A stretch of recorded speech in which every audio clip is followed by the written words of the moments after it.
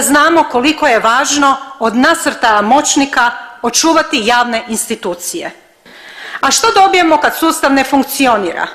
Dobijemo Vedrana Pavlaka. Ne bismo doznali ni za jedan slučaj pronevjere da nema sve rjeđih, financijski neovisnih redakcija. Potplaćeni, ucijenjeni, na PR svedeni novinari ne mogu obavljati svoju društvenu zadaću. Medijska politika niti jedne vlade ne smije biti uskrata prava da znamo što se događa. Mi trebamo zviždače, mi trebamo prijavitelje nepravilnosti, mi trebamo slobodne novinare, jer korupcija je izvor svih hrvatskih problema. Zaštita novinara i zviždača tema je funkcionalne demokratske države.